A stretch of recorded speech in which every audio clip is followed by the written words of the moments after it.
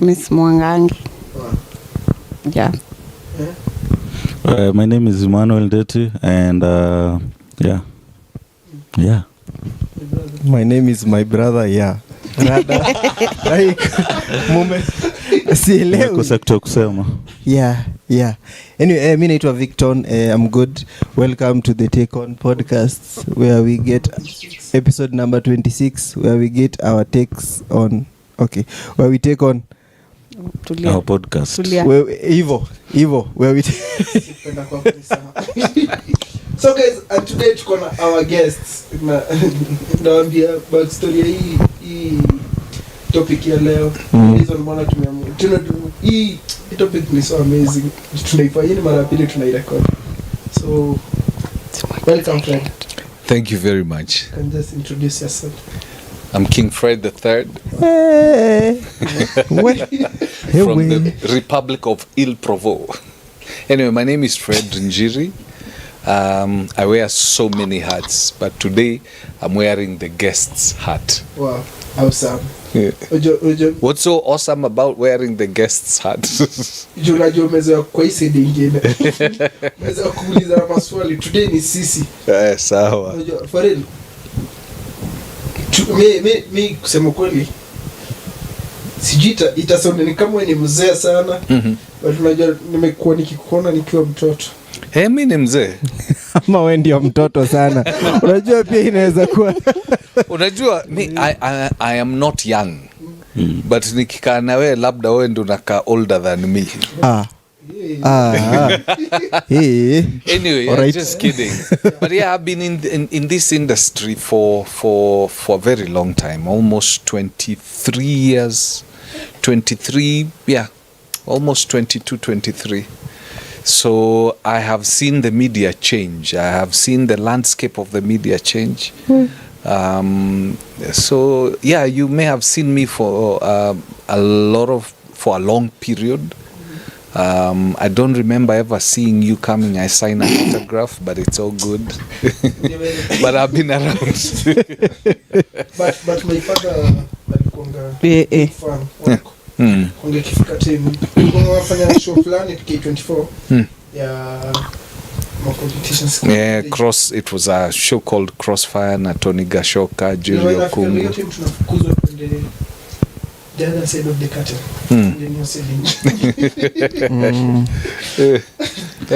So imekuwa so amazing na tunabambika kuwa nayo. Yeah, thank you.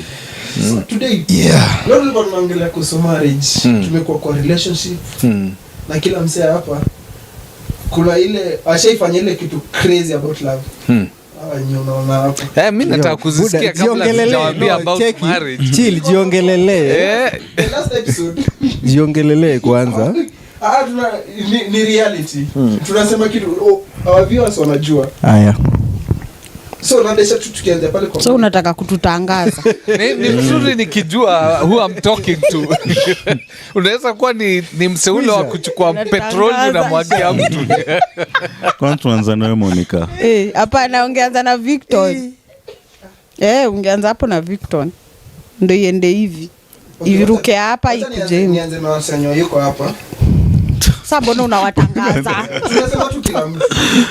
Hawako hapa. Isikuwa ni ati tulisema tu sisi peke yetu. All right. Okay. Bandi mzima kila msema angetu bandi mzima nini walifanya. Sawa. Tuko na jamaa anaitwa Sami. Sami alilipia mse school fees. Akiwa shule. Mmoja akamlipia school fees. Pamoja. Ndio asione akifukuzwa. Ni mapenzi imeenda shule. Alafu dema kamdump. The funny thing ni ajayo unalipia mtu fees na umwambi. Hata angemwambia labda angemsomea. Anyway, kwa amejua vitu zitahappen ki movie hivi. After shule atapatana, mvua ianze kunyesha, lightning and then kasonka anze kuplay. Yeah, alafu kuna Mike anasema alienda kwa mother in law. Lakini yote alikuwa shule bali. lakini juu alikuwa mdogo ilibidi amevaa nguo mingi so that Hulk akai mkubwa. Yeah. Ni ukweli nakumbuka yeye ni alisema hivyo ni normal. Ndio. Alafu the same kuna mwingine anaitwa Betty. Betty anasema lilipia na house rent. Story yake na Monica zina try kurelate. Monica atatuambia story yake. Housing finance. Sorry. Nataka kumsuu. Nilipe pesa yangu. So tukirudi kwako. Mimi nilichapa kalesa kutoka CBD hadi Kasarani. Na barabara na Thika Road. Nikienda nivunje roho in person.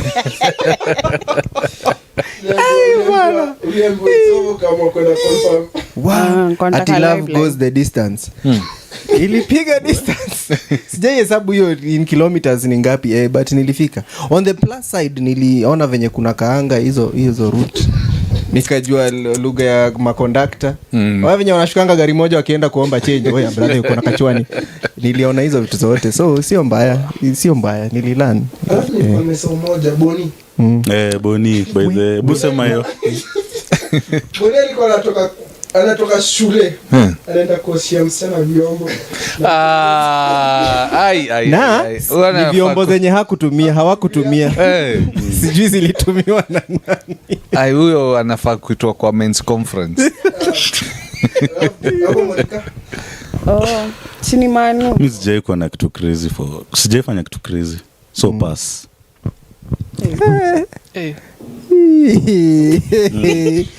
Buda. Hapana sivyo. But I can't sizifikiria kitu crazy nishaifanya. Buda Mungu anakuona. Wacha tuseme tu.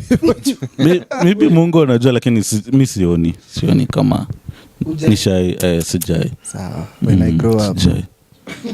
In my next life. Mimi ilikuwa time ya COVID. And juzi tu. My dad had secured hiyo contract ya masks na hizo sanitizers. So alikuwa na do. Alafu nilikuwa naenda shule saa sipandi matatu. Naenda na cab. Tell me why.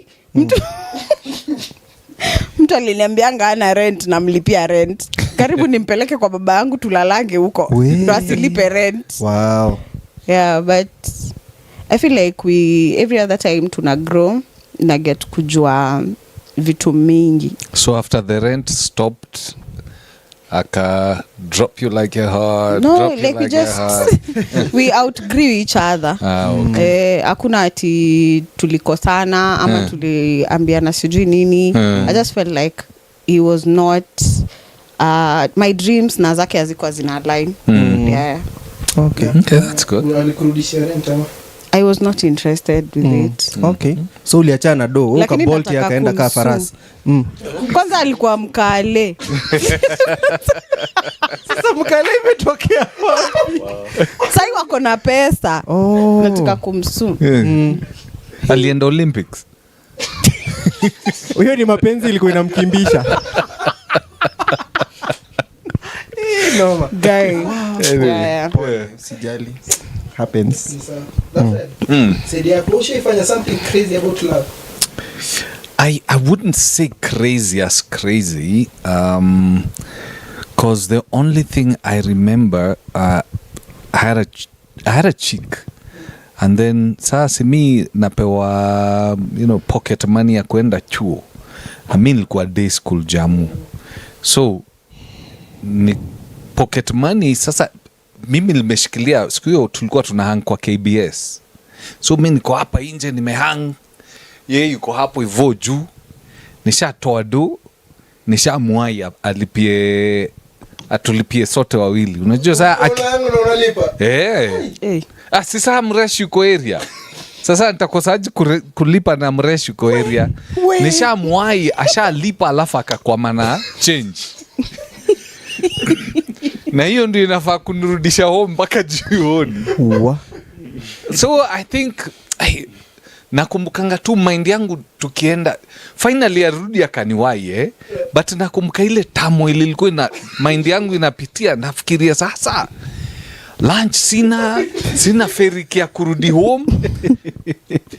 So that kind of stuff. And then one time nimeandikia me, by the lyrics zangu zilikuwa ziko on point.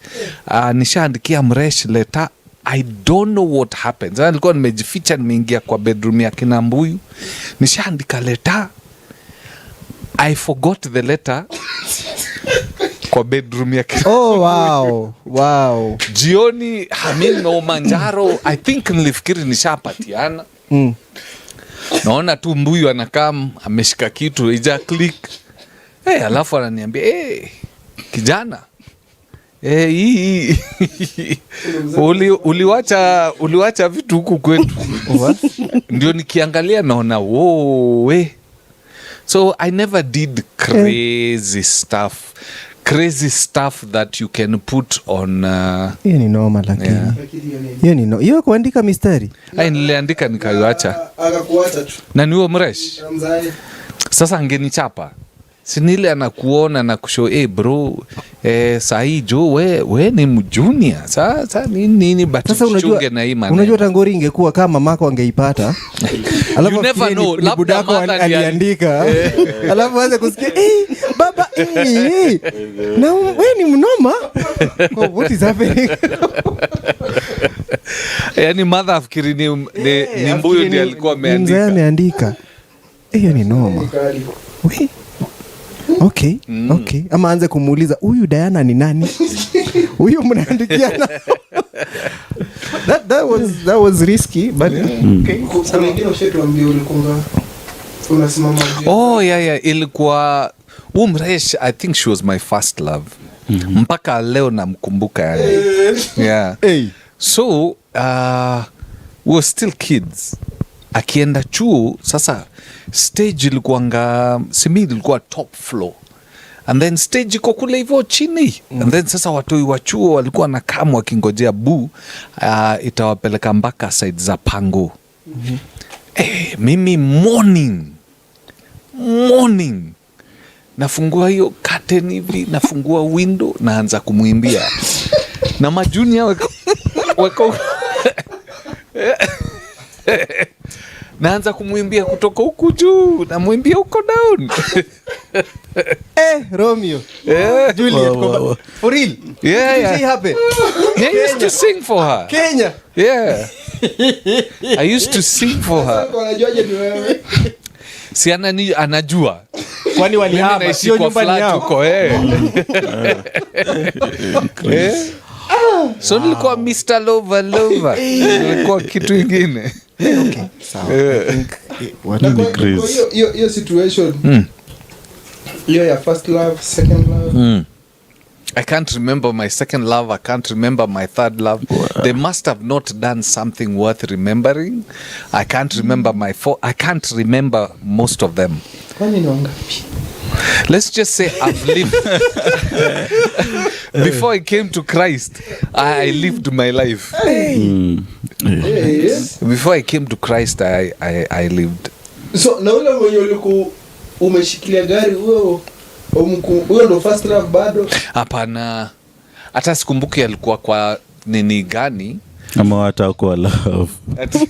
Alikuwa ni story yani I don't know at what level naweza mweka.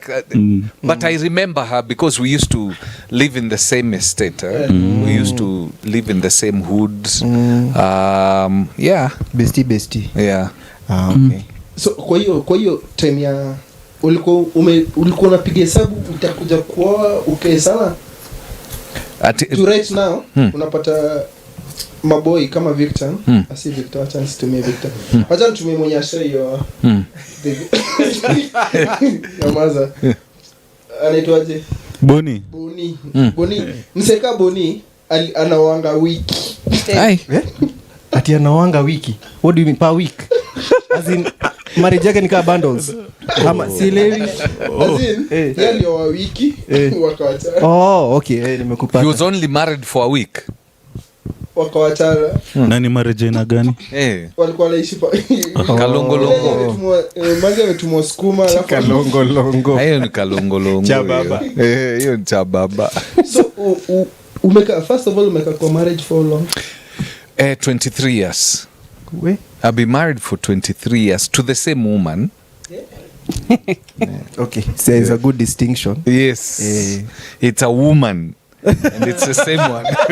So from same woman to woman. Yes. Okay. Yeah. For 23 years. So for 23 years I've been married for 23 years. Hakuna ile temushi laluka mko sasa wacha nikwambie, number one, marriage is a journey. It's not a 100-meter race. It's a journey. Remember, you're bringing into your life, if you marry some lady, or if you're getting married at 25 years old, you have had 25 years of training from your home. And you're bringing another lady, probably she's 23, 24. She has had 24 years of training of how to live. So together, afanye hiyo hesabu, you're bringing an experience. Teacher wenyu wa maths alikufukuza kwa class. So these two, you 25, her 23, 48. 48 years. You have 48 years of experience away from one another. You've been taught different culture, different tradition. Yeah, being taught different culture, different traditions and values. And now you're coming together to live together. So all these values, you'll have to find ways where you can accommodate one another. You see? So it is a journey of discovering each other. Discovering between you and her what values you're going to hold, what values and cultures you're going to drop, and create your own values and culture as two people. So if within that journey you never come to a place and you're wondering, was I drunk when I married this woman? Then you're not being truthful to yourself. Because you get to a place, you do some stupid things, and she thinks, oh man, of all the men born of women, this is the one I married. My direct. And the same thing, you see. Okay. So it is a journey. It is not what comes. It is how you respond to what comes within that relationship that actually determines what kind of a relationship you're going to have. So going by your mathematics, if the guy is 25, for example, and the lady is 23, that is 48 years of experience away from each other. Yes. So even if they have been married for, in your case, 23 years, bado wako PP1. Yeah, because you're learning.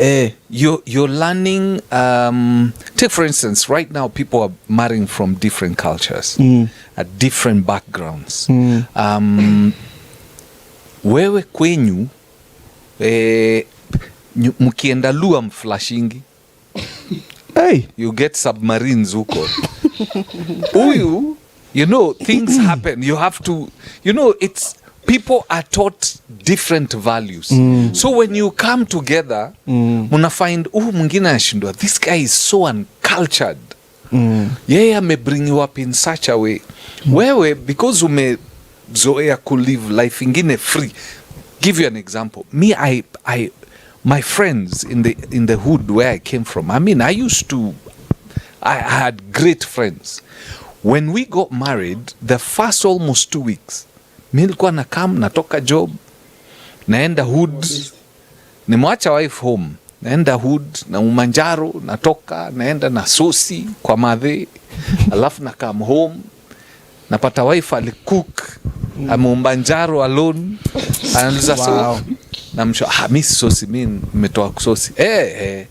So I think ilikaa one time nimetoka shakam, nimeingia, si najisikia mimi ndio na rani movie, mimi ndio main character. Shaingia kwa hao, nimetoa sosi nini, explosions, kazusha. Aniambia mimi natokanga job, na come home, na kupikia wewe. Sasa hiyo amekupikia your favorite. Amenipikia food. Yani everything I'm doing it for you. Wewe unatoka unaenda kwa maboys wako, umeniacha alone kwa hao, then you pass through your mother's place, unasosi, unakuja kuniambia I'm not eating. So those are some of the first thing I had to drop. And that was probably the first 2 weeks of our getting married. So from that time till today, I have never eaten out without her. Zinata mkiwa na maboy zile yenye. Unless tulikuwa nimeshamwambia, by the way, we are going to some place, me and the boys, na tunaenda kuchoma nyama, so that kind of stuff. I have never eaten out. Even today, if I go to my mother's place, they only know that Fred will only take tea. So that's almost 23 years plus. Na kuna ile yenye unaambia wife nimeenda ndio sasa elewe.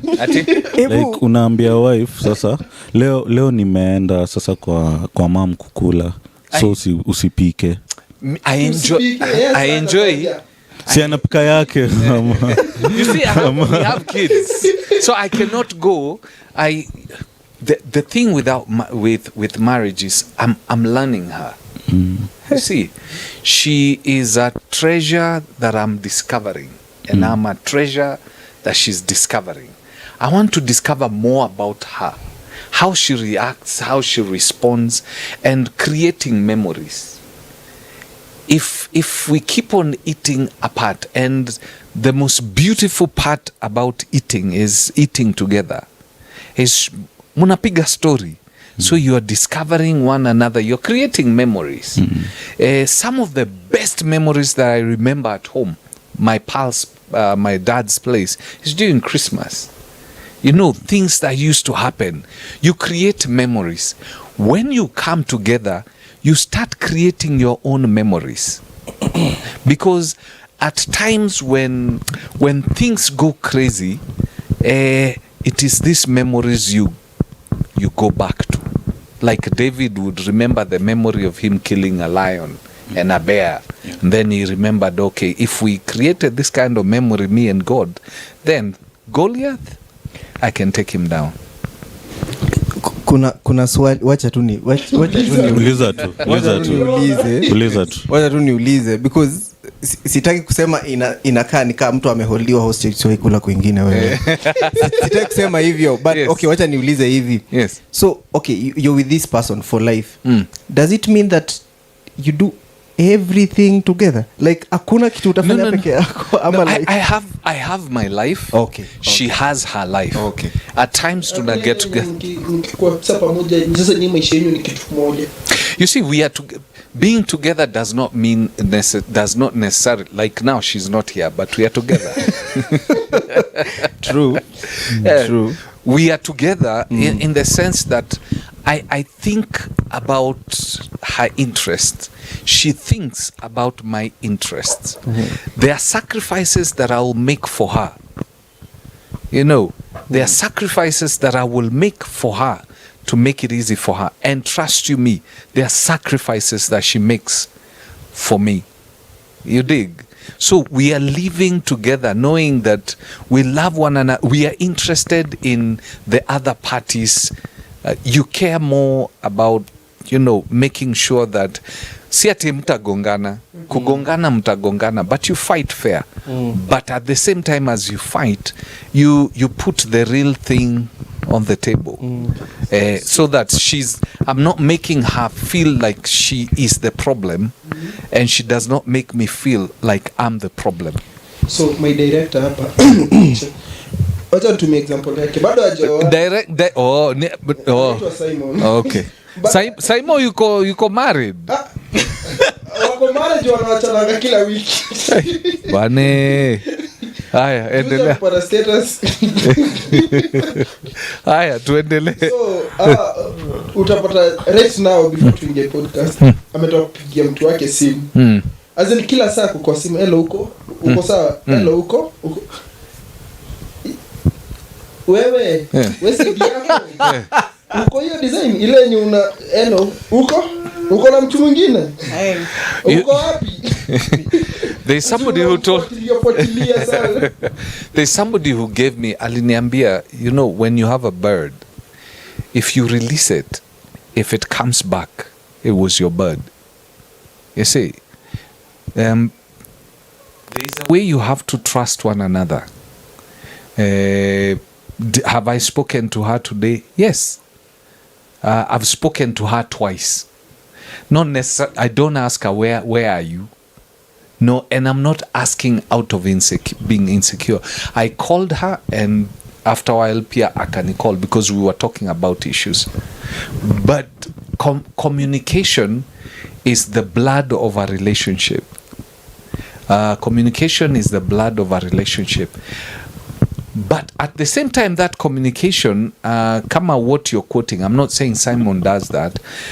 If you're in a relationship where somebody keeps on asking you where you are, that's an indication that he or she is insecure, and you're in a bad relationship. If I can't trust you, or if I'm insecure, I'll keep on asking you, hey, by the way, babe, where are you? What are you doing? Where are you? Where are you? Then if you do that, then that simply means that you're insecure, and the relationship you have is a prison. I know the ulikuwa ukienjoy Saimo, si ati Saimo ufanye hivyo. It's a good question, because there are people who masquerade being overly concerned with whatever you're calling as insecurity, because kuna mtu atasema ati nataka tu kujua umefanya nini, you know, those questions with hidden nini. Yes. Ati umekul wapi, ulipitia njia gani, like some now that's you see, like me, but we have a code with my wife, okay. And we agreed if I'm going anywhere that is not my normal route, in the sense that if I'm going to see, I'll be responsible enough to call her, hey honey, napitia ile place ta. Same thing with her. Okay. I will not keep on asking her, hey, by the way, unless it's a long distance, she's traveling going towards Mombasa or something. Microphone nimechapa. Okay. Ama nimefinya kabato. So unless they're traveling long distance, now for the sake of knowing, you know, their welfare, hey, by the way, mmefika wapi? Sawa. And then maybe after 2 or 3 hours, hey, you're traveling safe, mmefika wapi? So that's the only time I'll do that.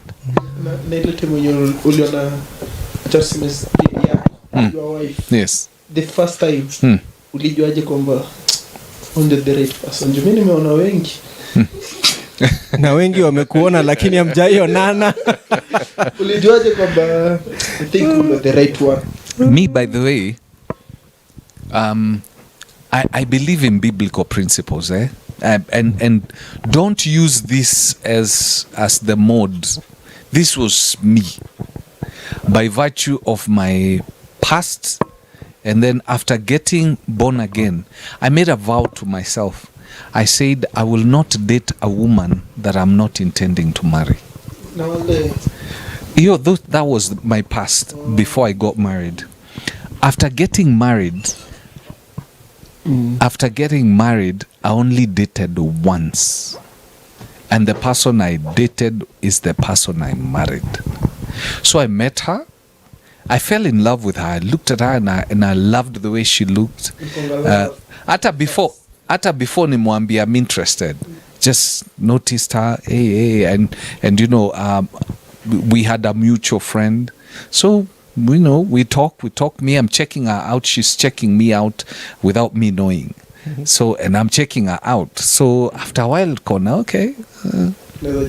Yeah, because I didn't want to get a cheek, and then later on, I'm telling her, by the way, so at first it wasn't, hey, I'm into you. Obviously, there are signs that you will see, hey, this guy is into me. And she noticed that. Later on, I discovered she was actually the one. She saw me first before I saw her. What? That's rare. That's rare. Yeah, she saw me first. Yeah, she saw me first before I saw her, and she tells me she saw me and she was like, "Hey, this is a cool guy. This is a consistent guy. This is a nice guy. Yeah. I wouldn't mind." And then, you know, after a while, we met, and I saw her, and I thought, man, This is she beautiful and all that. Yeah, we started, doing tukiwa group. Then later on, ebu cheki kama ni president ananipigia. Deputy. It's Lord Smith. For real. Sorry about that. It's okay. Actually, So that was a good demonstration. That was a good demonstration. So we keep on. She's not asking me where I'm at. Obviously, there's an issue she wants us to, something she wants us to talk about. But yeah, we get to find out, hey, how you good? That kind of stuff, yeah. So you had asked a question. Me, actually, I told me jibu. When I was to ask and then ukaisema tu. Like the signs. Hey, those signs are there. You will give yourself... you will not be perfect. Give yourself space to make mistakes. Okay? Give yourself space to make mistakes. Because you will find people. You will come across people who physically, the best thing is, can you try and get over the physical appearance? Oh, yeah. Can you try, before so many things, get friendly. Obviously you are attracted. Don't just fall flat. You are truly attracted to this chick and everything, or to this guy for you guys, and everything physically ticks. So try and get past that. I really respect what you said, that you got to a place you outgrew one another. You got to give yourself time to see possibilities. Get to know where is this guy going? Where is this chick? Where is her mind at? So ukiingia kwa venye mliingia sasa, before mwingie kwa marriage, mlikuwa na zile expectation yenye okay, tunafaa kwa hii ta. Most, when we got to the place where we decided, okay, this we are doing this for marriage, so we started having our discussions. The number of children we are going to get, we discussed before we got married. Yay. Me, I'm a very open guy.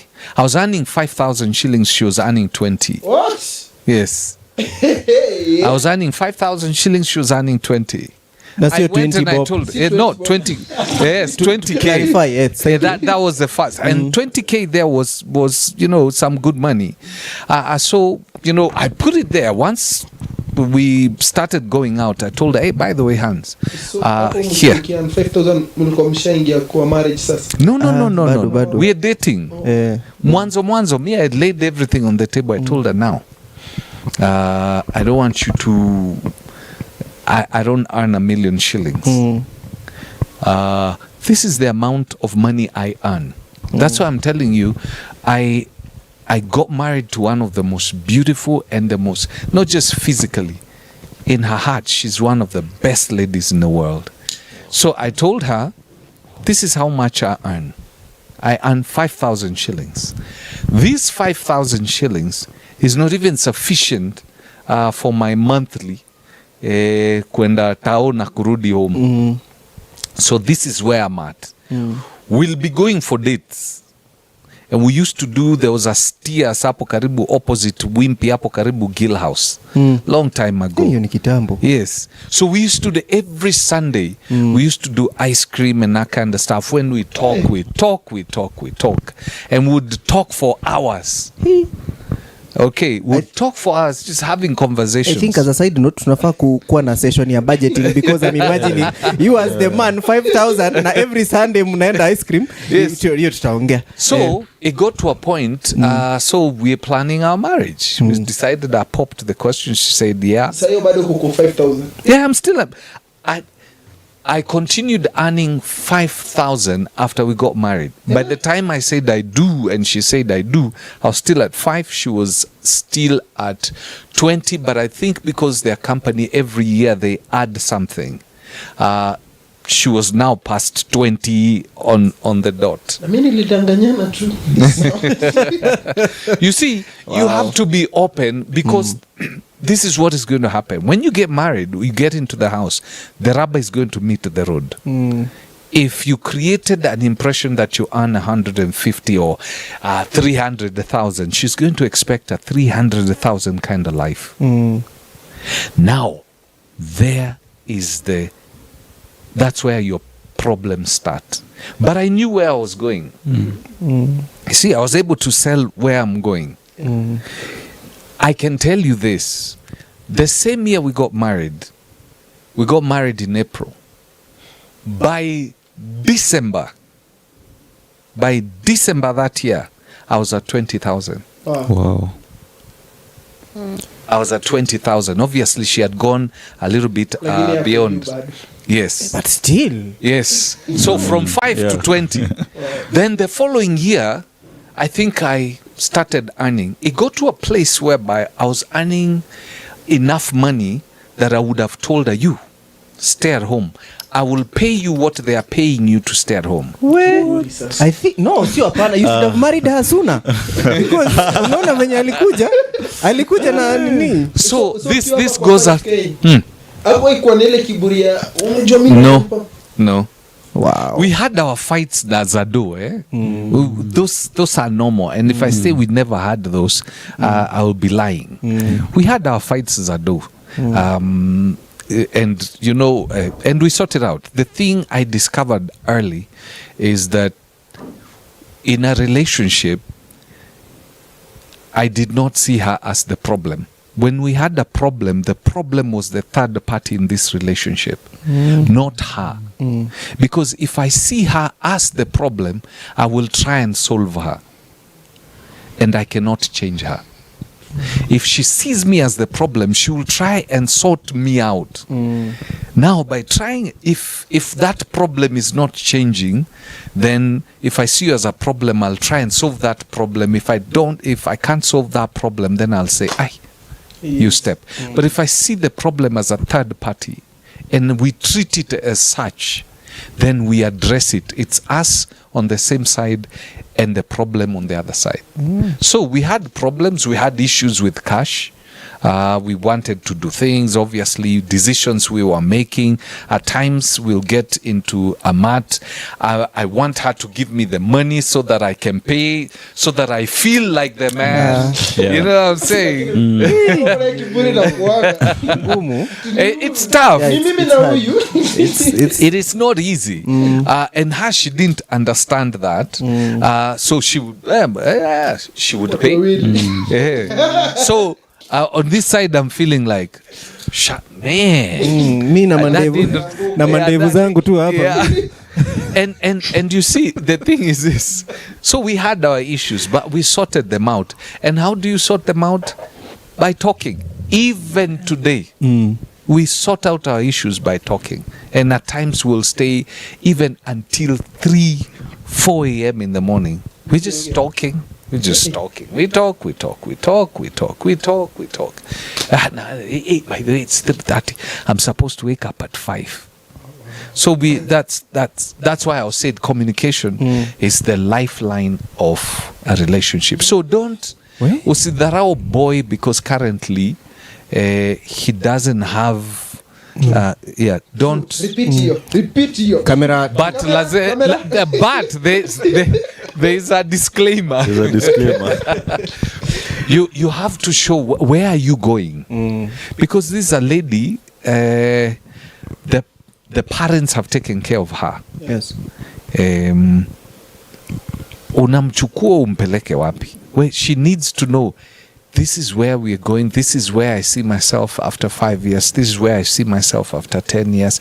This is what I'm doing to get to where I want to go. If you're not doing anything to get to where you're going, then she has every reason to have questions. So, hapo ukiingia kwa marriage. Kuna watu ulivunja roho kweli. I had fights, you know, just like the way we can talk, There are ladies who, because me, I speak, I have conversations. There are ladies, because we used to go out for missions preaching the gospel, and so we were in the group. I didn't know they had interests in me. Wow. And so when I would speak to them, they would see me from their interests, and I would see them from You did. my like You did not know. interest. You had no clue. I had absolutely no idea. I was naive and would speak and speak. Yeah. So the day they discovered that I was dating my wife, I was literally summoned. Yes. Hiya. Yeah, I was summoned and I was told this, and I said, "Girl, Lee, I never told you nothing. We were talking like we boys. Sister Anne. Kama unaniona tu sahi. To be a boy. Niambie before. As in, I told them, did I ever say? Did I ever? Me, I treated you like my friend. And, there's nothing romantic. I never told you anything romantic. If, in fact, I was very careful, because the scripture says, treat the young girls as your sisters in purity of all thoughts. Me, I did that. That I can tell you. So, because there was... there's one who came, and we came out of a mission, and she had written a note. So she gave it to me. The moment I touched it like this, I knew exactly what it was about. And I remember saying, "Oh no, what have you done?" Because you see, for me, she was a friend. I didn't have her as romantic friend. So I went, got home, took off my bag, went into the loo, read it, and I knew exactly what she said. And we met. She was a very mature lady. We met later, and I told her, we boys. As in, I know, and there's nothing wrong. Yeah, that's like cold, but it's true. Okay. Yeah. Yes. Wow. Okay, I'm not telling her we boys. I'm just telling her. No, by the way, she's an extremely pretty girl. She's beautiful. But not every beautiful woman is for me. True. So I told her, by the way, I'm not saying that you're not good looking or anything, but my heart is not where your heart is at. And we took a walk, and she took it very mature. And even as in, we continued being friends, but now there were boundaries. Me nikiingia before niingie kwa relationship, sai siko. So before niingie kwa relationship, na kuanga juu sasa hivi unaona sasa hivi niko single. Uko single? Hakuna mtu ananiona, hakuna. Lakini ile time mwenye naingia hivi kwa relationship, unapata tu ma DM tu. Hadi unashikwa. Hadi unashikwa. Unasema sio kama wewe before ingie kwa marriage ulikuanga, alafu unaingia sasa unapata watu wengi, mamazi wengi wako interested. Shetani anakuandama. True. It happens. And it's because it happens because women are looking for people who can commit.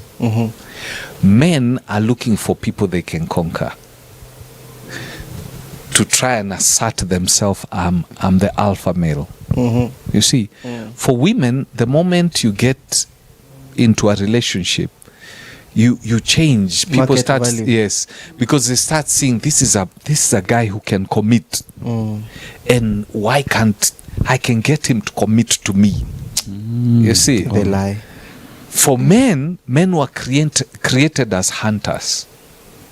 The moment a woman is married, now the men start thinking of how they can prove to the man or prove to themselves that they are an alpha male. So that's what happens. Men were created to hunt. So they hunt. They see a lady passing, and at the back of their mind, there's an instinct they want to hunt. They see an extremely beautiful woman, they want to hunt. They want to hunt to prove to themselves that they are an alpha male, and that's where most problems come from. There's something you've mentioned which has led me to I was listening to some people talking about marriage some time back, and there was this question, maybe you have a different opinion. I don't know. What is your take on speaking to or conversing with your exes after you have actually been in marriage or you're actually married? Because someone was like, what are you talking to your exes for? So Then mwingine ako like, you can just keep a healthy relationship. I don't sijui uvutwi, umetoka job, umeujawacha, umeresign job. Unaweza rudi kusalimia tu watu, yeye aje manuko fiti. Okay, I don't know. That's why I'm asking. I've not been married before. I'm just asking. How does it go? Yes. I mean, is there a rule or something, or just ideally, I would advise you don't. Okay. Yes. Okay. Ideally, I would advise you don't. It's. Why do you want to talk to her? Ile kumsalimia tu ni aje? No. The why because you see you there are emotions that are locked.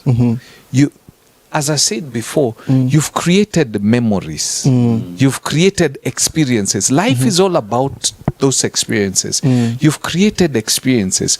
When you see her, those experiences come. You see? And that's the reason why when you see a chick that really mistreated you, when you see her, because of the experiences you've had with her, the emotions that come up are not memories that make you fond of her. Because you are almost reliving those experiences. So if you had a good relationship with your ex, and mostly so if you're married or you're seeing somebody, when things go a little bit off in your current relationship, because they will, you're still talking to your ex, then what you're doing is you're sowing seed in your ex and in yourself. And chances are, I can assure you, if you have a girlfriend and she has her best friend is a guy, I assure you, and you can take this to the bank, that guy who is her best friend is just waiting for you to drop the ball, and he will do the thing. Wanaitanga shoulders to lean on. Yes. There is nothing like that. To me, as a guy, I have a chick who is my best friend I share stuff with. No, it can't happen. Yeah, you shoulder to lean on. That you will fall. If you just leave your ex, that's why they are an ex. Let the ex remain. If there's any communication, nile mkipatana, hey, hi, okay. So hata ufai kuwa na namba yake. If you have her number, what for? You're traumatized. You're traumatized. We need to get you Pastor Chris akusaidie. You see? You're in trauma. So remember your relationship, in the relationship, what you're creating is memories and experiences. If the experiences and the memories are painful, then your relationship is not healthy. When you are creating memories and experiences that are beautiful, they are nice, and you're treating one another with honor and respect, then what happens is you create beautiful memories. Let me tell you, men are not after love.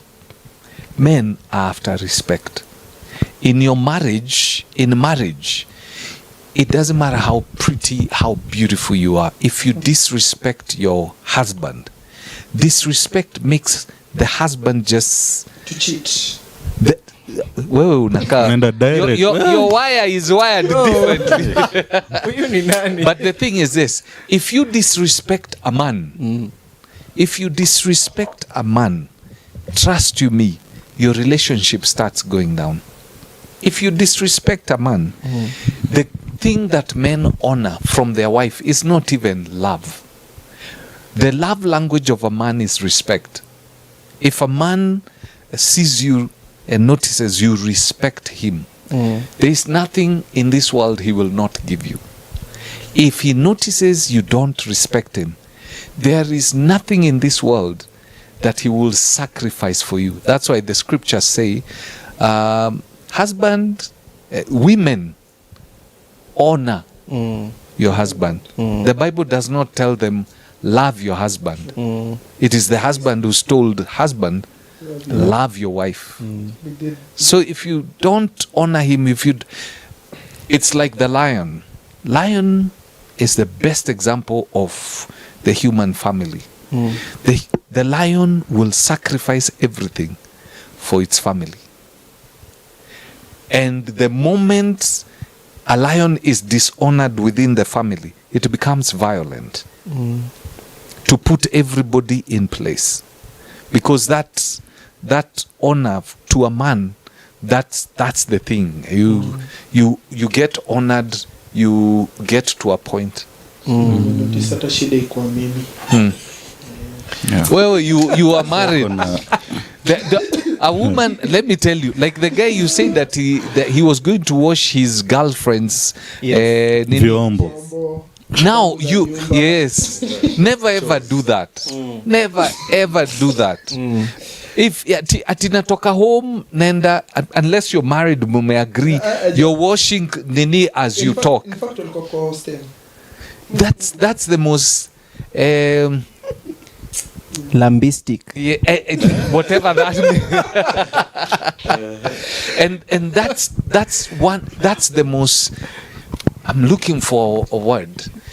See, it takes away the dignity, the masculinity. You're demasculining yourself, if there's a word like that.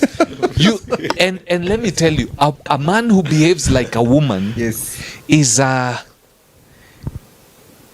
an abomination to the women. If you start behaving, puny. Na kwanza sasa nimeona hizo recent cases za watu wanalia after kuachwa. But no way. I feel like a man should just be inaitwa nini? Ana show? Like a man is a human being. Just let a man, they want to cry, let them cry. No. Hiyo kitu yenye hiyo kitu society imeput in men's mind, a man should not cry and a man should provide. If I agree with you, a man should show his emotions. Be in touch with your emotion, but don't be don't be feminine. Don't be a girl for a man. You see, don't be a girl. Unajua sasa hiyo ndio kenye wanasema msana post sijui ati saa ameachwa anaanza kuweka ma reels sijui za heartbreak songs sijui what. Because that's being childish. True. I can be without you. Now that's hiyo ni tabia msana anatafuta attention. That's a boy. That's a boy. But a man knows. You can cry. You can cry. You can share your emotions. But for me, there's a place. There's a line I will not cross. There's a line for me. Wale wa kupost. That's you. Why should I post on? That's a boy. You see, not every male is a man. I have said that thing mara nyingi sana. That is very true. You can be a male, but you're a boy. Yes. But you're a male and you're a man. Yes. You see, a man is able to handle responsibilities, and responsibility is the ability to handle your ability to respond to things. How do you respond to things? You see, if you're constantly crying, you wife yako analia, wewe unalia. Ukweli? Come on, man. Who is the man in this? Who wears the trousers in this? If you've lost your kid, sour. If there's something tragic, something that is too emotional, when you're worshiping God, cry as much as you can. You know, but there are areas where the woman expects you. Your responsibility, by the way, it's not just society. We take our style of life from the Jewish culture. The man was supposed to provide, protect, and nurture the family. In fact, and this most women right now would really fight if that was going on. Abraham's wife Sarah used to call Abraham Lord. Yes. Used to call the husband my Lord. My Lord. My Lord means my owner. You see, ndio unasikia landlord. What Lord? Owner of the land. Yes. So she used to call him landlord. That's the way she respected Abraham. She really respected Abraham. The same thing happens with Isaac and the rest. That's so what is happening right now, and in years to come we'll have a big problem. US is having the same problem. We are causing the man to lose his masculinity. And then we are empowering the girl child and making her at equal with the man. Come closer. Men and women are not equal. True. Period. We are not equal. Chibalonzo, I wish umesikia hiyo. The thing is this. Yeah. Like right now, society is telling the man, "Oh, she's equal to you. What a man can do, a woman can do better." Yes. Well, in some cases they can, but when it comes to the relationship, it is to foot the bill, because in her mind she is wired. She knows this one is supposed to take care. In a family, God does not come and talk to the woman first. He doesn't. He comes to the man. Even in the garden. Yes, he came and asked, Yes. Abraham, where are you? Adam. Adam, yes. Yes. Adam, where are you? Yes. What have you done? And then Adam behaved like a boy. He said, the woman you gave me. So I am not responsible. It is the woman you gave me. So God akaona, okay, he's just a boy. Went to the woman and asked the woman, you see, so we are not, and the more society says we are equal, the more the society is falling apart. Now you have men who don't know whether they are men or they are women, because we are pushing that card so much. We are giving, and do history, read about the African American community in the States and how the society just fell apart. The whites in America, CIA, went on an intentional campaign to empower the woman. And they would employ the woman while the men don't get jobs. Wow. And they introduced drugs into the society. So for a man now to provide, because a man is wired to provide. Yes. So for a man now to provide for their family, they started selling drugs. Now you're destroying the man while you're building the woman. And the women got to a place whereby they're thinking, I don't need this man, but they need men. Yes. Because any society without the authority of the male child just collapses. And right now, the African American community, most of them, if you talk to them, they will tell you about my mom. They won't tell you about their dad, because there was an intentional campaign to destroy the male figure in that society, and it was successful. It's the same thing that is happening right now in the global society. Destroy the male figure. Once the male ceases to see himself as that, once the male loses his identity, the entire society just crumbles.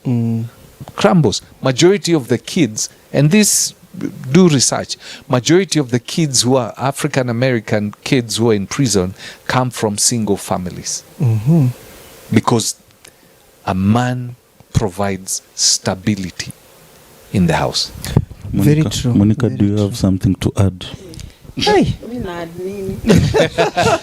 Let me tell you, let me even take it further. Monica, the guy you will fall in love with, if your dad is a man, as in you look up to your dad, the guy you will fall in love with have a lot of traits of your dad. Yeah. Will have a lot of traits with your dad. You will look, because you've seen your dad, this is the image of the male figure, a man taking his position. You will look up to men, and you will when you get married, you will discover, by the way, in some sense, I married a lot of my father in the man that I saw. And if for ladies whose dads just didn't do much for them, they end up looking for mubabas, because there's something about that fathership that they missed. So that's how important that father figure is. And that's the reason why it's been destroyed in the society. It's diabolical. It's from Satan. So Satan try to understand. So sio ati msichana mwenye akona mbabas akona age ya kupenda. Anatafuta hiyo father figure. Kuna daddy issues. Those are the right thing. Wa mama si kupenda. Tunatafuta Mommy issues. Anatafuta mother figure. A lot of those things happen. So those are the things that happen. Back to marriage. The honor, the respect is important. That's what men consider as their love language. The other things, for women, it's love her. Na age ina mata kwa marriage. Tuseme mimi niko, it's a good question. Mimi niko 22.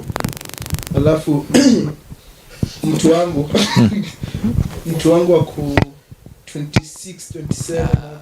That's hiyo ni kidogo sana. Na 30. Go ask how old is your dad? You'll find out the age difference between him and your mom is huge. Vice versa. Yes. You see, women age faster. Not age, mature faster. Yes. Women mature faster. By the time a woman is around 20, 21, she's already thinking maturely. 22, 23, she's already thinking. Where Sazilo uko 19, you mentally maturity Bado 20, 21, 22, you start maturing. But our maturity wange nakam. And then you know, with women, they get to a certain point in their age and the menopause takes over, because it's like nature wants to slow them down, because now their body cannot bear a lot of the things that you want to put her through. But a man, even at the age of 80, can procure a child, can be able to get a child. Obviously, at that time, your seed is not the most healthy, but you can still. But for a woman, and you know, I told some guys, when I married my wife, she was very slender. Right now, she's added weight, and she's working on it. But I told them, I will never despise my wife because of the way she looks. Reason is because I am the one who has put her through to get. She has born children for me. Yes. That lady who is slender she has all the Coca-Cola shaped bottle. Wait until she gives birth. Now you're leaving your wife, or you're dogging your wife because this chick looks awesome. She's not gone through what your wife has gone through. When she does, gravity will start doing its thing. And the things that you think are standing will fall. The things which are falling will remain falling. Yes. Yeah. And she will add weight because of what we, childbirth is something else. So don't despise your wife because... I think in kitu ilikuwa inaongelelewa last episode. Yeah, I was watching it and this was the same topic, like when a woman gives birth and a change. Yeah, it was ilikuwa inaongelelewa like when a woman gives birth and a change shape. Oh, there's a lot of things that happen. Nilikuwa nasikia sijui anasema ni hormones ama ni... Yeah, there are a lot of hormones because now she starts changing when she gets pregnant. Yeah. Because now her body is accommodating another life. Baby fat. You see, it's to take care of another life. And can you go back to the same you can. shape? It depends. Acha kucheka, mbona mnacheka? They are good questions. They are good questions, but don't put a demand on her. Because I'm asking juu ya the last episode. Alan. Yes. Alan, staki kwenda deeper. She can. If you want her to remain as small as she was or the shape she was, don't get kids. Yeah. You can't have your cake and eat it. If you don't want her to change, there are women who are now being forced to go for selective CS so that their bodies don't change. Hey. Yeah. It's not even medical. They're being forced because of... Yes, I have to look good for... Women have a lot of image issues. Yes. And that's given. They have a lot of image issues. Once they give birth, they've added a little weight. There's at times they start feeling, I'm not as attractive as I was before. So if you start putting demands on her, you gotta cut weight, you gotta do this, you're hurting that lady. Treat her well. Just imagine what she has gone through. Men here watu patanga kahoma amelala kwa bed nikaenda kudedi. The pain that a woman goes through, the 9 months preparation until birth. If a man today something would switch and you bear that, you would die. There's a friend of mine alijifanya nini, during that time when tulikuwa tuna watch movie, unaona mzungu ameingia kwa nini kwenda kuona wife give birth, unashika mkono nini. Aliingia, alikuanga one of the first people kuwa na mobile phone, kwanza alikuwa anaihang hapa. Akaenda akaingia. Aliona akafaint. Yeah, it happens. Ndani ya delivery mpaka sasa manasi wanashindwa. Sasa ni huyu tutamshughulikia ama ni the woman. So it is a life and death experience. So and she's going through that because of you. So that she can give you a baby. And now after she's given you a baby, the process of giving you a baby, you start mistreating her because she added weight to take care of your child. Now that's where men come in. This is what she went through, and she went through it because of me to give us the children we're enjoying. Let her lose weight at her pace. Okay, I think you hatuwezi fault because that one is natural and it comes with baby childbearing na nini. But there's also this other issue I've heard from people who are probably married, that at the end of the day, when you've pursued this person and they've pursued you and now you're there, you're comfortable. Is there such a thing as getting too comfortable? When you're in, sasa uko like hadi mtu anakuambia umejiachilia, you're not, it's not even physical, sio ati ya give birth, but just like, even for the guys, you used to go and maybe get a good haircut na nini, now you're just there. Venye tu unataka. Mwingine alikuwa na dress mzuri, sasa anavaa shati ya dumu za. Hivyo tu. Nashindwa, wait a minute. What's up? What happens there? How can you nini that one? You just have conversations. if it's me and my wife's not dressing right, instead of telling her, oh, honey, you're not dressing right, I'll take her out, take her and tell her, hey, by the way, there's some dress that I saw here. Hey, try this out. Inafaa kwa respect. Kuna mwingine So that I don't, you call it body shame. Okay. Yeah, so I'm telling her, hey, by the way, I really love this. Oh, really? Yeah. Can you try it on? Yeah. Unamweka, hey, by the way, you can take even this and this and this. So I have told her to change her dressing without telling her to change her dressing.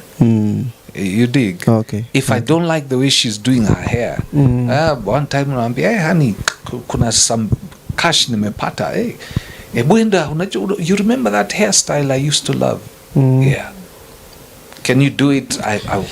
So there's a way of saying things without saying them. Because most of the time if you tell her, hey honey, these days umejuachilia sijui nini, those words remain etched in her mind. And they will stay there and they will torment her. So find a way of telling her things. Have we blundered? Yes. I have said things that I wished I could take something, I go delete. But unfortunately, it's an indelible, I used an indelible ink. So you will have that. But remember, build. A man calls out, you see, scriptures. The Bible says we should love the way Christ loves. Yes. And it says that he does this through the cleansing of the water by the word. So when Jesus is preparing his bride, the church, he does it by the word. Telling her how much he cares for her, and then telling her, I was funny hapo, let's do this. Let's do this. You take care. She feels taken care of and protected, and she will want even that change. She will want that change. But if you use words, you will destroy. Just like men, we were never taught how to speak life to our daughters or our kids. But when you speak, you're calling out the destiny of your child. You build them up without necessarily cutting them down. Because what you say remains a lot. Yeah. Okay. Poleni, wacheni tu nirukie ingine. Kuna swali nilifeel ni kama tuliruka hapa. I think that is what you're trying to ask. He was asking about age, and I think his question was, I think tulienda and then tukamis. The age gap. Let me paraphrase. Yes, for a man, because we've seen it even happening these days, some musicians and people nini, a younger, seemingly younger guy is getting married or is marrying a very mtu amemwacha na hiyo age gap. So with the maturity as we know it, and is it wrong really? Is it right? Is it an issue? To me, yes. Unless you're 22 and you're marrying a 72-year-old woman. So 50 iko sawa. Is there an age? Kuna miaka specific? So society sets. But if you ask me if it's wrong, will you go to hell because you're 25, you married a 50-year-old woman? No. Muna hivyo. Huyo ni mama muna. It's true. As in, you will not. You will be like marrying your mom, eh? But the thing is this. Me, I have a very different view. Maybe I'm liberal on that side. Yes. I believe age is but a number. Those don't marry your shosho for obvious reason. You see, marry somebody you can. Don't marry somebody who is going to treat you as his son. Yeah. Okay. Exactly. Yeah. Okay. Because even for your psyche, it's not going to be great. Because as I said, there's respect. But there's an age, there's no problem. As long as it is within the laws the artists you're mentioning, there is absolute. Do they love them one another? Yes, they do. They love one another. I have no problem whatsoever. Okay. I really have no problem. There are other people who would have their problem, but hey, this is their marriage, not yours. They're not marrying one another for you. Yeah. jamaa mbigi kumshinda ameoa manzi mdogo sawa lakini isikuwe tena child abuse as in nasema venye tumesema ubo yako 25 the lady yako 22 that's but why yuko na amani oh they're fighting daily but kuna mwenye yako huyo msanii 50-30 they so peaceful wako sawa Really, do you feel like there comes a time in marriage when the obsession you had towards that other person like fades away, or rather, see obsession? It's like you get obsession, but nishaiita. What you feel towards them? You want to be around them all the time. You want to go home and see them. You want to cook for them. Is there a time when all this fades away in marriage? Marriage is a fire, as in this sense. How do you take care of a fire? It can go out, but you have to chochea the other time. And that's why I'm saying, when you get into a relationship, get into it to create memories and experiences. You can get to a place where wazai walikuwa nafika mtu anasema I will tell you the day I stop loving you, I will tell you. So they will not tell one another, hey honey, I love you, and that kind of stuff. When you don't take care of the fire, it dies. It dies, and then you get too used to one another. You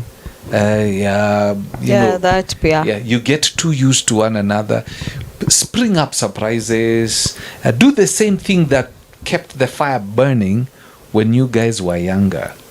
I mean, come, get flowers, send them. Don't wait until Valentine's to send flowers. In fact, when she's least expecting, you just package, send flowers, let them be delivered. You just keep on springing some things. One of the things that we when my Subaru was still working, we'll get into a car, me and wifey. We say, okay, where do we go? And we set off heading towards Nakuru. We don't have a hotel we are going to. It's adventure. When we get there, we will know. If we pass Nakuru, we will go. Vasha. So, you just go, have fun along the route. Mnafika Nakuru, okay. Where do we go sleep? Let's go look for a place. You just go ta. It's an experience you're creating, remember. Then you get to the place. Let's book. Then the following day, if we'll go around to see whether there are better hotels, we move, go have a different experience. So if you can create experiences, good experiences, then you'll keep the fire burning. But if you and this mostly happens to us men, it has happened to me. I mean, you're so busy looking for the green that you forget. By the time you get home, you're so tired and you're thinking, oh my goodness. So you're so out there trying to take care of them, and you're not taking care of them. So you get to forget that. In your mind, I'm doing all these things for because them. of them. But in actual sense, you're not having time with them. So there's a time you choose job. You chagua job, badala family. Yeah, I did that. When I was at K24, there was a time. I at times I have to pull myself back because I can become a workaholic. So I remember I was there, and then one time I remember my daughter had come from midterm. So she came and I decided, let's go out. Since my daughter is around, let's go out. So we drove, we're going to some place, the entire family. Then a call comes through from the office. Hey, I'm told, hey, the editor who was there is sick. This and this and this. Now we don't have an editor here. Can you come in? And I made the biggest blunder. I remember it up to today. I say, okay, let me see. Let me come. My daughter was seated at the back, started crying. Oh. And she told me, Dad, I've been away in school all this period. I have come home. The only time that I have with you, you are choosing to go to the office. At that time, akiniambia hivyo, I almost got mad, but I thought about it and I thought, wait a minute. I just called the office. Hey, now I cannot come. I can't come. You'll have to sort yourself out. Yeah. And we went where we were going. We had fun. But you see, that was an experience that she had. And I know if I asked her, she still remembers that. If I had gone to the office, the message I would be sending to them is that they are not as important to me as my workplace is. True. So you had unakumbuka? Mimi, there's a time I came from school. I was in high school. Then I came home. Then my dad was not there. Then mi nakwanga overthinker. But I kept on asking my mom. I know my dad can't do that. Yeah. So I kept asking my mom, kwani dadi yako wapi? Then my mom telling me ako kazi. Kwani dadi yako wapi? Ako kazi. So I'm seated, nangoja arudi akuji. Then I'm about to go to school. But nikienda hiyo time yenye nafaa kwenda shule kama kesho, my dad calls. And then tunaongea. So okay, ako safe. Sawa. Then I go to school. Then coming back, tena nimekuja for like 3 days. Nafaa kuja home. My dad sends me to my aunt in Meru because I was studying there. I did not see my dad for like 6 months. Nilikuwa so stressed. Hadi naangalia clouds. Najiambia the only thing yenye inatu unite is clouds. Ju place ako akiangalia hizo clouds pia mimi naziona. That's what I was telling myself. Then I came. Then my dad came. That day I cried. Sasa hiyo jana niambia nisikuje Nairobi, niende Meru kwa aunti yangu nikakae huko. Juu ni midterm ya siku 3. So kuharibu hiyo transport. Nililia nikamwambia siendi ndalala shule. Mpaka siku ile shule itafunguliwa. Then my dad said, "Haya basi kuja." So I went. Jioni akakuja home. I saw him, I cried. Wow. Kutoka hiyo siku najiambianga having parents who work so hard is not for the weak, honestly. True. Because your dad is not there. Uko tu hapo na mama yako. Your mother is the only person that knows you better. Saa zingine they are not giving you the attention that you want. So like for me, I'm nimezaliwa na my boys. So my mom is into my brother's life, kuniliko. So I just want my dad. And that's what I want. I was crying like a child. But yeah, this is every other time, I usually tell my dad how much I love him. I feel like nafa kumwambia ndo akaangia kijua. Even if everyone else like turns, me I can never. Haya, so back to marriage. Tulikuwa hapo.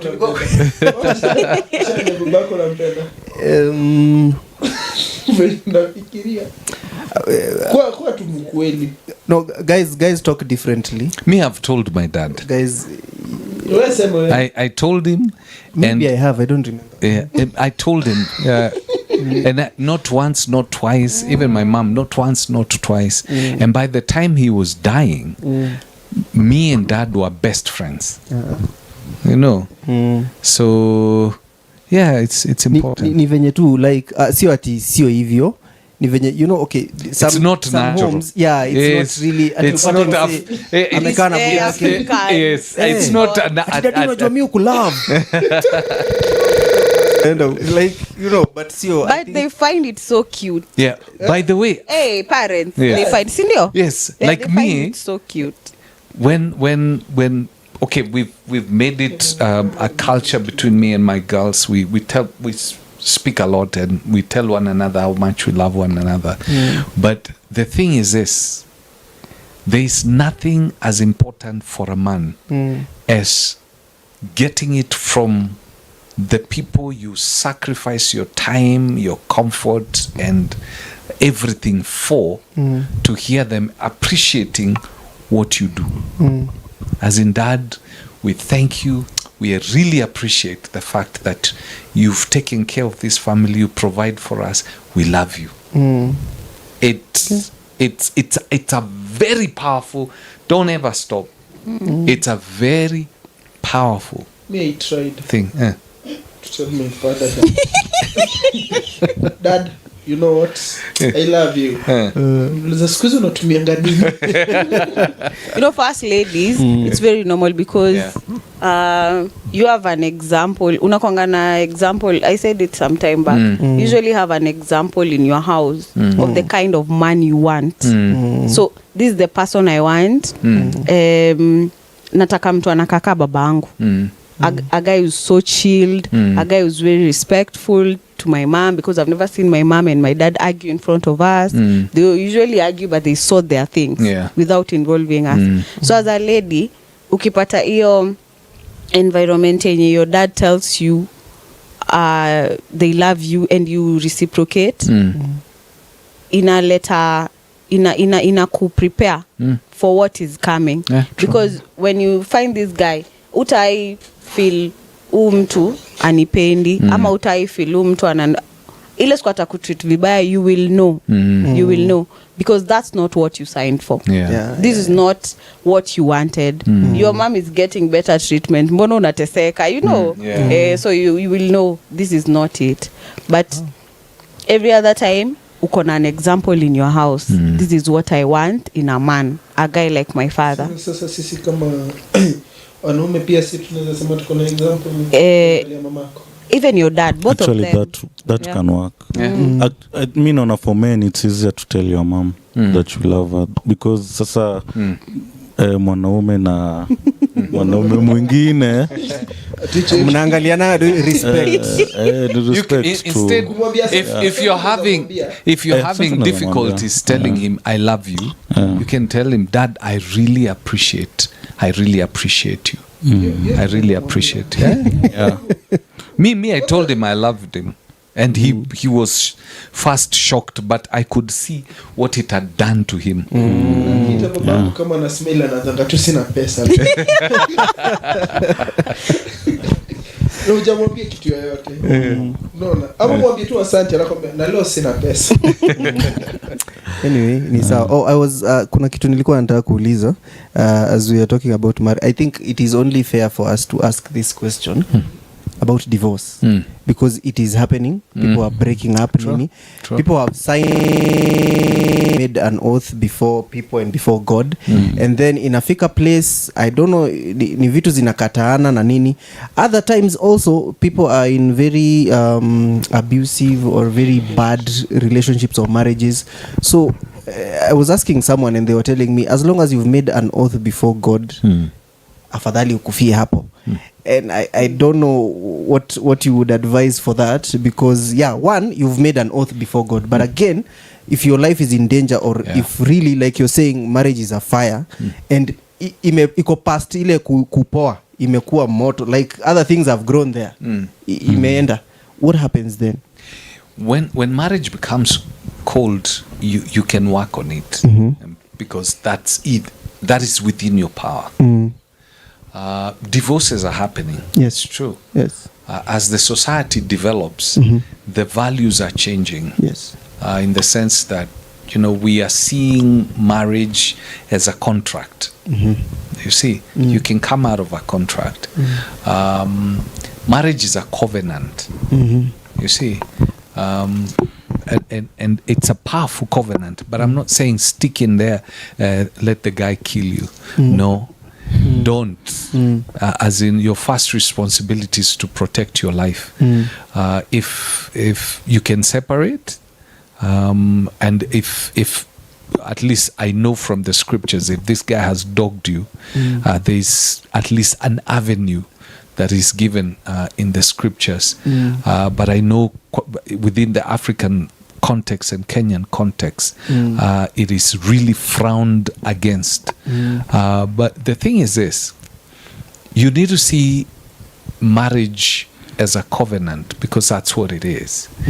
When you get married, when you say I do, when you consummate a marriage, when you consummate a relationship, I was saying the last time, the thing is this, you become one. And that's why people are told, don't go sleeping around, because when you sleep around, you become one with that person. When you become one with that person, everything that is in that person becomes yours, and everything that is yours becomes theirs. In this sense, your character faults. If they have curses that are following them, you partake of them. So if you have what you guys these days are calling a body count, the bigger your body count, the bigger the number of people you've become one with. So you're like a fraction. As 1/7. Yes. And you'll pass what you are to your children. Whoa. You see, Yeah. if you went out and you slept with a lady or a chick, nuachawi nini, trust you me, in the spirit you become one with her. That's why Paul was asking, shall I make Christ become one with a prostitute? You see, you become one. So when you consummate a marriage, you become one. So it's a covenant. What that means is, what they have belongs to me. What I have belongs to them. I would rather, in the Jewish culture, when they entered into a covenant with somebody, your family would rather die than let that other person die. If he was attacked by enemies, you would go to defend that person. As in, your life became theirs. Their lives became yours. And that's the example of Christ. Christ entered into a covenant, and he was willing to lay his life so that you don't die. So that's, and in fact, what people don't know, the hymen in a woman, when you break her virginity, the blood is shed. Because in every covenant, if you ask a doctor, what's the hymen for? Majority of them, they will tell you, it literally don't have a medical reason why it's there. It is a covenant. You break it, blood is shed. And you cut it through. You shed blood. You've entered into a covenant with that person. So you've become one with them. So that's how it works. So there's currently the law allows for divorce. It has always allowed. In fact, it's now made it easier. Because the world is changing.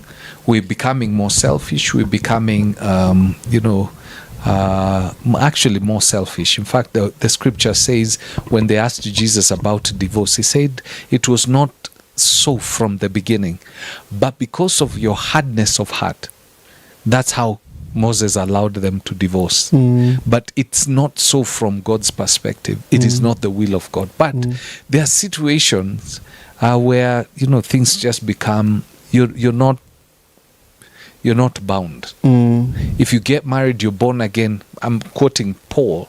If you get born again and you're married, your wife is not married, and she decides that she does not want to live with you because you've become a Christian, Paul says you're not bound to her.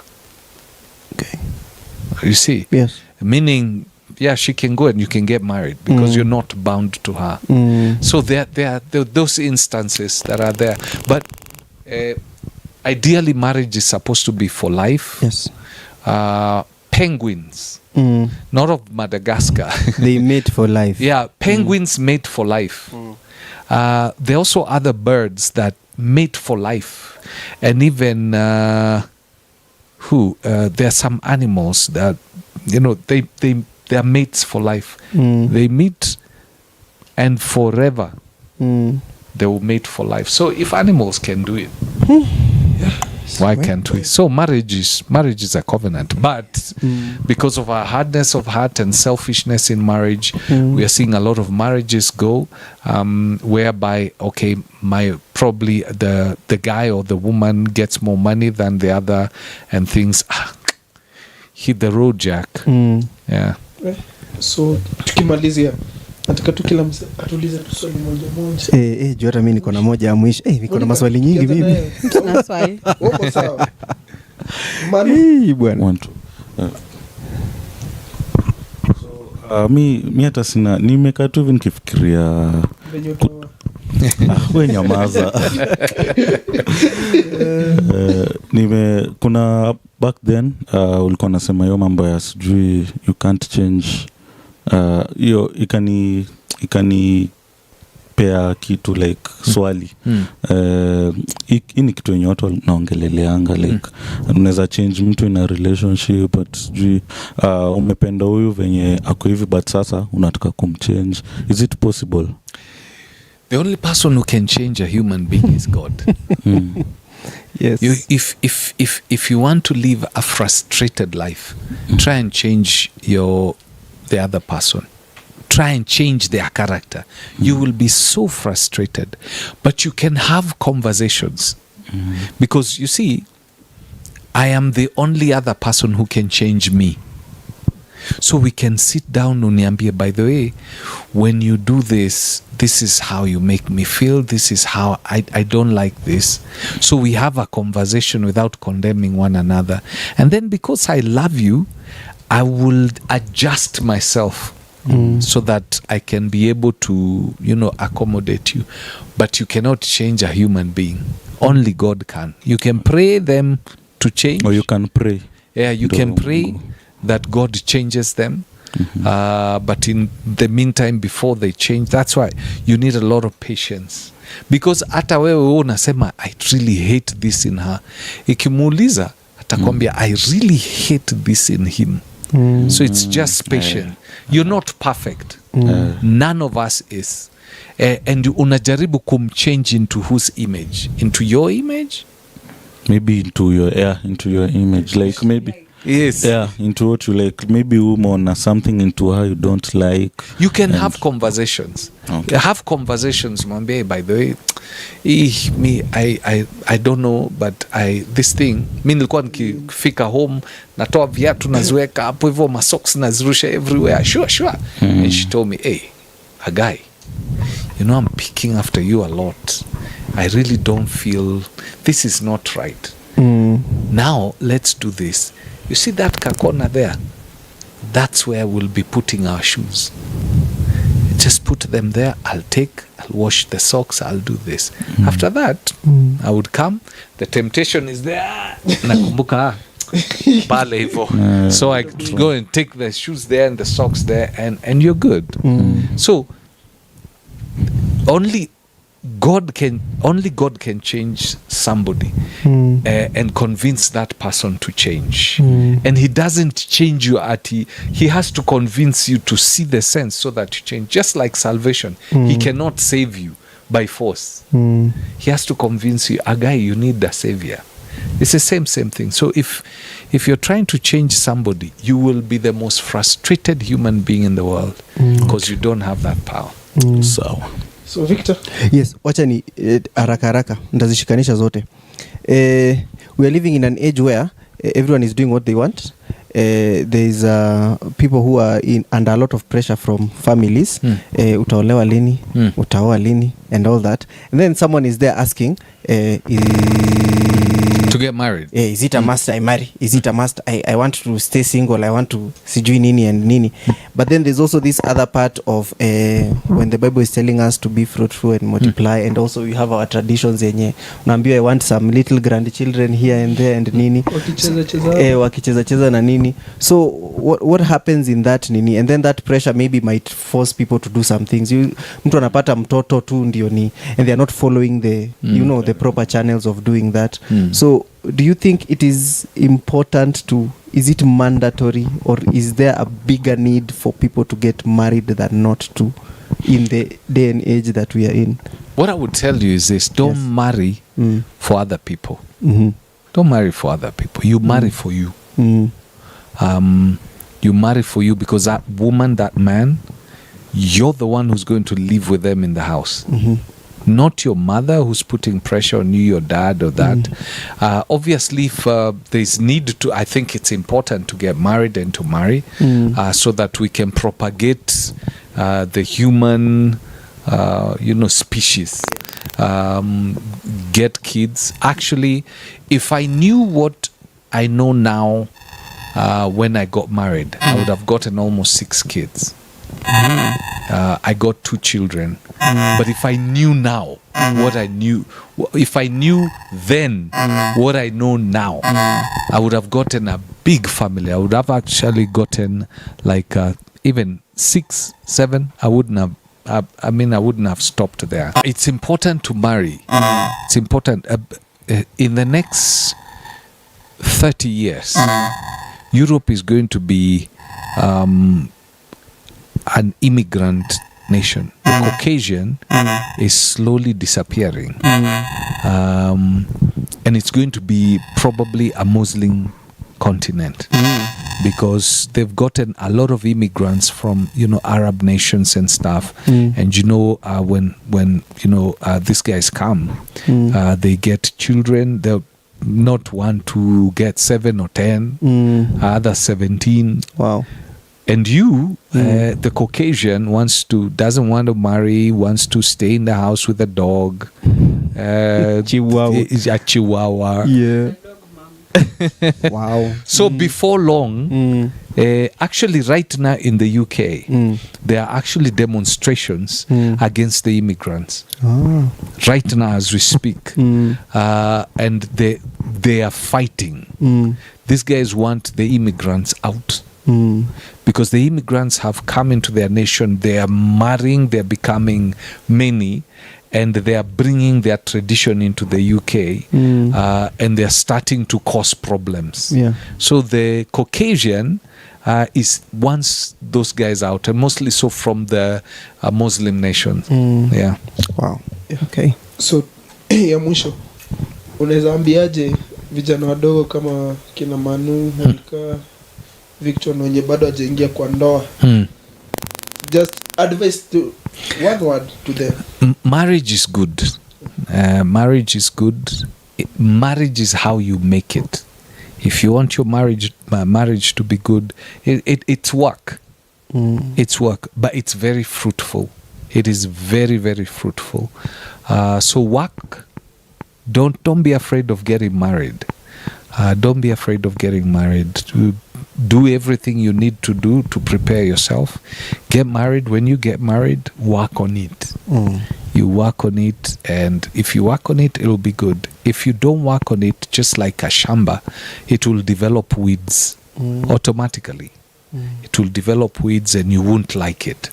So forget what most people are saying. Some people are saying that, marriage, or this or that. Marriage is your experience. You create your own experience. Yeah. So Fred, thanks sana kwa kukam. Guys, I think kwa kila kijana kwa hapo, I think umechukua kitu moja mbili. Wakina Rodney, Saimo. Sana Saimo. Sana Saimo. So guys, see you on the next episode. Bye. Cheers. All right.